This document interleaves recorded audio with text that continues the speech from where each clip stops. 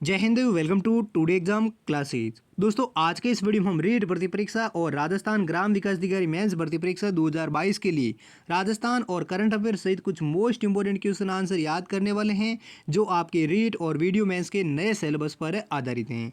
अगर दोस्तों आप भी रीट भर्ती परीक्षा और वीडियो मेंस एग्जाम की तैयारी कर रहे हैं तो इस वीडियो को लास्ट तक जरूर देखें और इन सभी मोस्ट इंपोर्टेंट क्वेश्चन आंसर को जरूर याद करें, क्योंकि दोस्तों ये सभी क्वेश्चन है जो आपके रीट और वीडियो मेंस की भर्ती परीक्षा के लिए काफ़ी मोस्ट इंपोर्टेंट क्वेश्चन आंसर हैं। इसलिए आप इस वीडियो को लास्ट तक जरूर देखें और इन सभी मोस्ट इंपोर्टेंट क्वेश्चन आंसर को जरूर याद करें। और दोस्तों आपको बता दें कि रीट भर्ती परीक्षा के लिए जो तारीख हैं वो संभावित तारीख की घोषित कर दी गई हैं।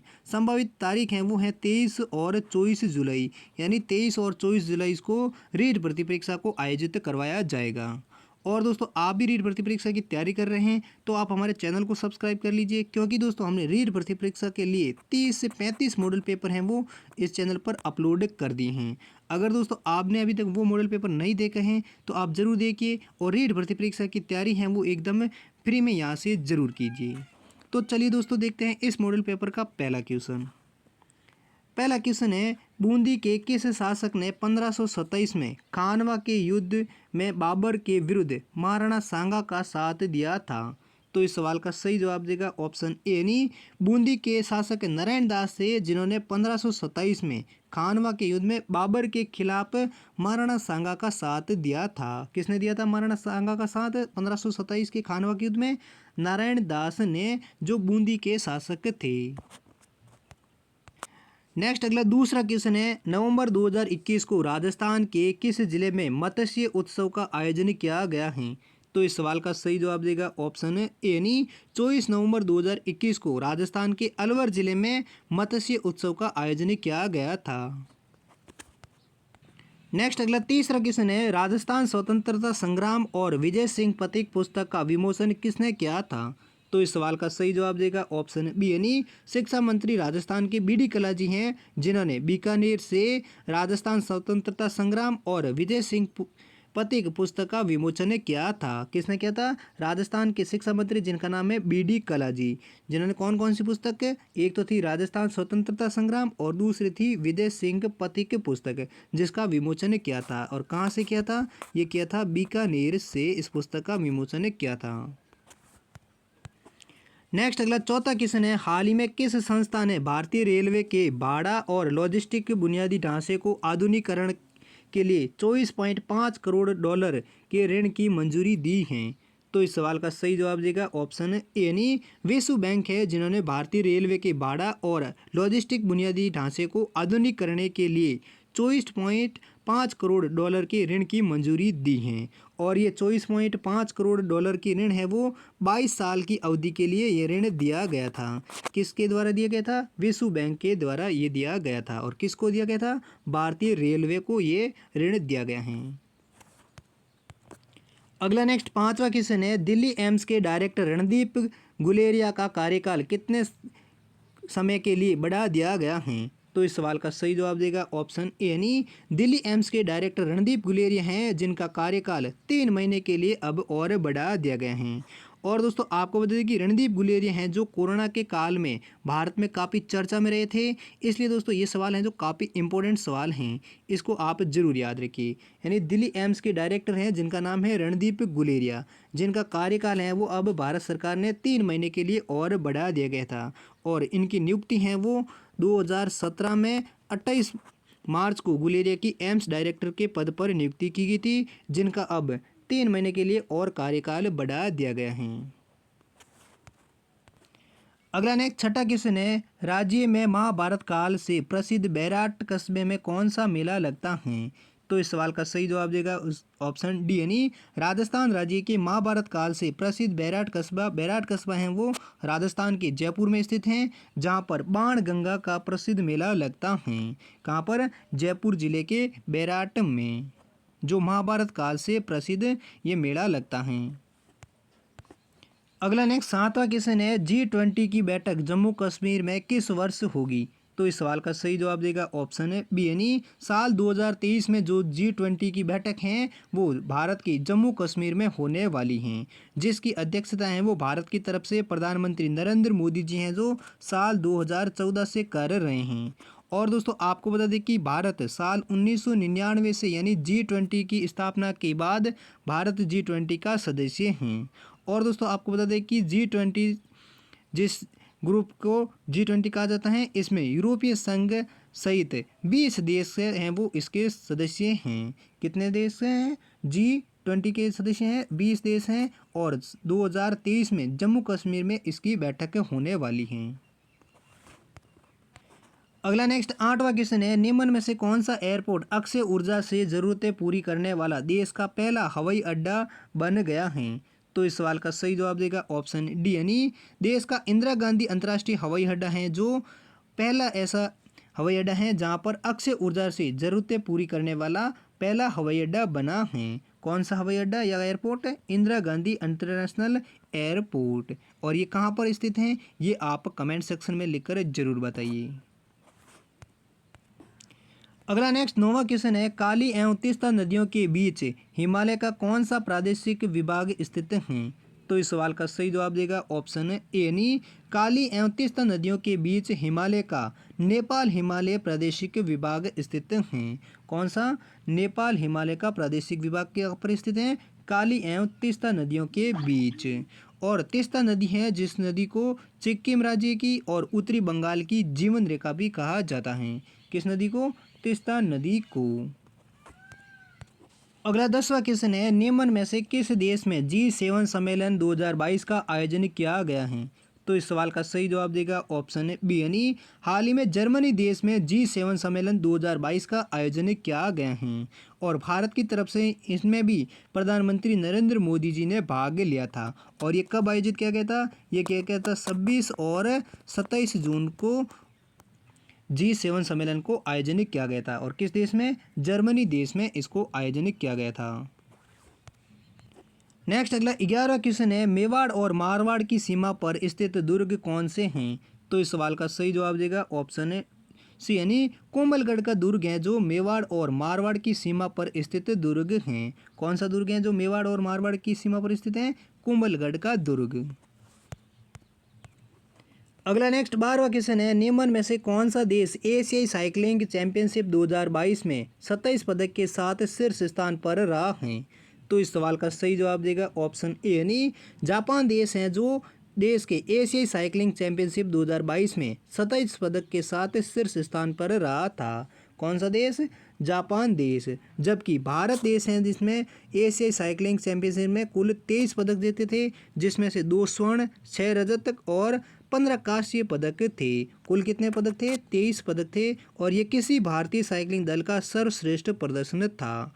और एशियाई ट्रैक साइकिलिंग चैंपियनशिप है वो दिल्ली के इंदिरा गांधी इंडोर खेल परिसर में आयोजित किया गया था।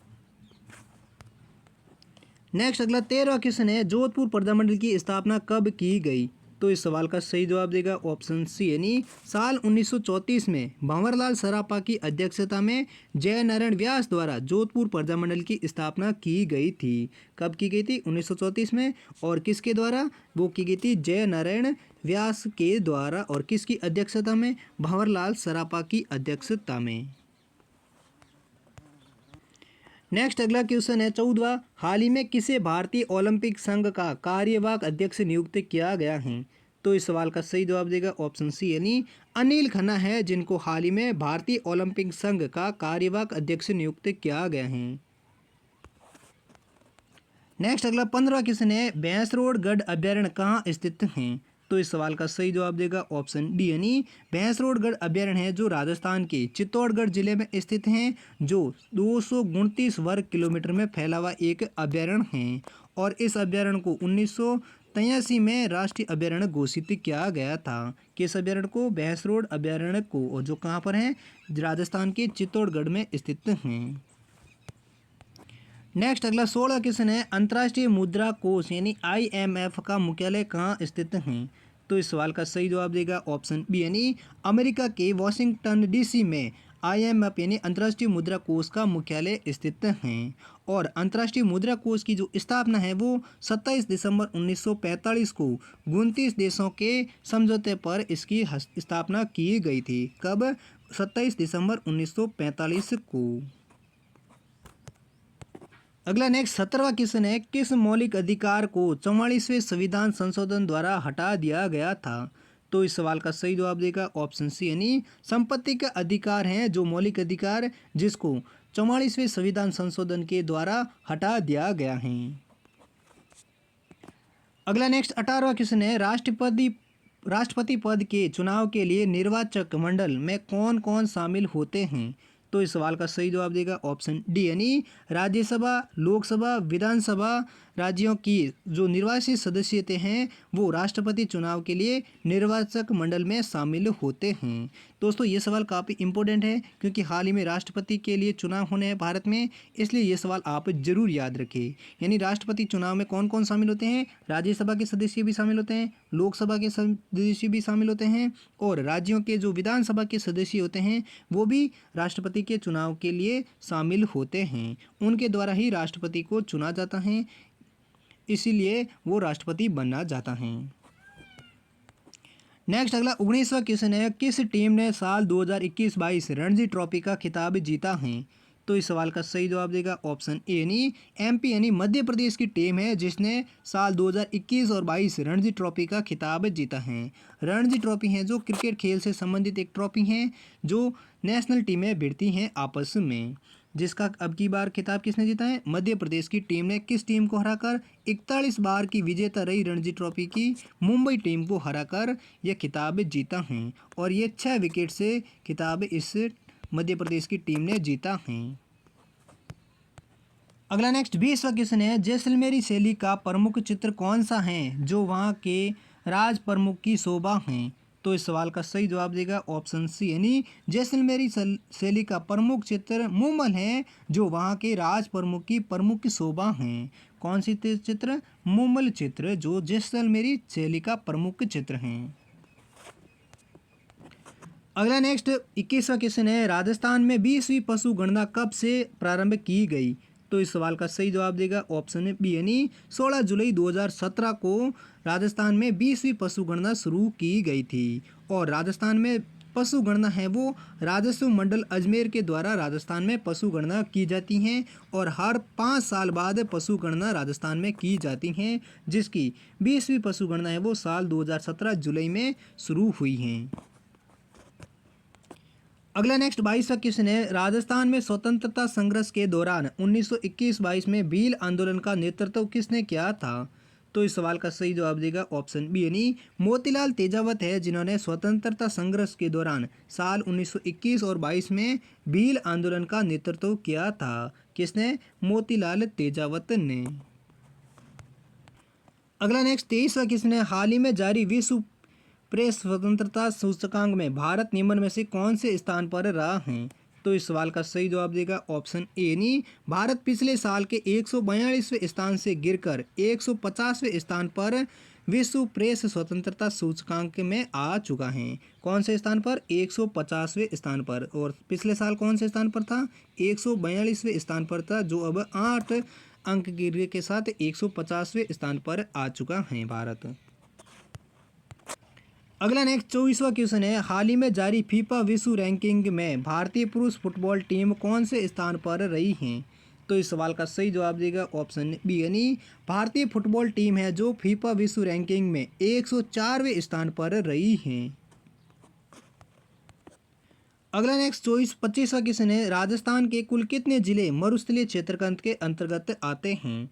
तो इस सवाल का सही जवाब देगा ऑप्शन ए, यानी राजस्थान के 12 ऐसे जिले हैं जो मरुस्थलीय क्षेत्र यानी मरुस्थल क्षेत्र के अंतर्गत आते हैं।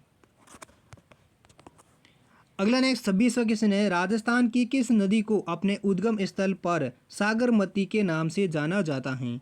तो इस सवाल का सही जवाब देगा ऑप्शन सी, यानी लूणी नदी है जिसका उद्गम होता है जहाँ से इस नदी को सागरमती नदी के नाम से जाना जाता है और इस नदी का उद्गम कहाँ से होता है? अजमेर के निकट नाग पहाड़ियों से इसका उद्गम स्थल होता है। किस नदी का?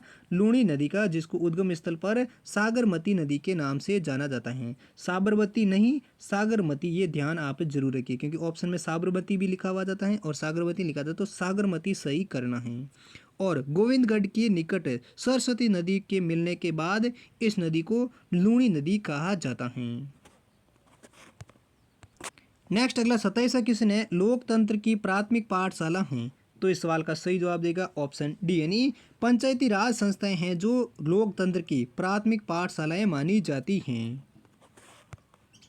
अगला नेक्स्ट 28वां क्वेश्चन है, राजस्थान की किस जिलों में खस नाम की घास सुगंधित घास पाई जाती हैं, यानी राजस्थान के किन जिलों में खस नाम की सुगंधित घास पाई जाती हैं। तो इस सवाल का सही जवाब देगा ऑप्शन ए, यानी राजस्थान के भरतपुर, टोंक और सवाई माधोपुर जिले में खस नाम की एक सुगंधित घास पाई जाती हैं जिससे इत्र बनाया जाता है, यानी खस बात से क्या बनाया जाता है, इत्र बनाया जाता है, जो राजस्थान के भरतपुर, टोंक और सवाई माधोपुर जिले में ये घास पाई जाती हैं। इसी प्रकार नेक्स्ट अगला 29वां क्वेश्चन है, जनसंख्या की दृष्टि से राजस्थान का सबसे छोटा जिला कौन सा है। तो दोस्तों राजस्थान में जनसंख्या की दृष्टि से सबसे जिला छोटा कौन सा है, इसका जवाब कौन सा है, ये आप कमेंट सेक्शन में लिखकर जरूर बताइए। ऑप्शन है जयपुर जिला, हनुमानगढ़ जिला, धौलपुर जिला या जैसलमेर जिला। इन चारों में से कौन सा जिला है वो राजस्थान में जनसंख्या की दृष्टि से सबसे छोटा जिला है, ये आप कमेंट सेक्शन में लिखकर जरूर बताइए। इसी प्रकार अगला दूसरा अंतिम क्वेश्चन है 30वां, एशिया की सबसे बड़ी मानी जाने वाली जय बाण तोप किस दुर्ग में स्थित हैं।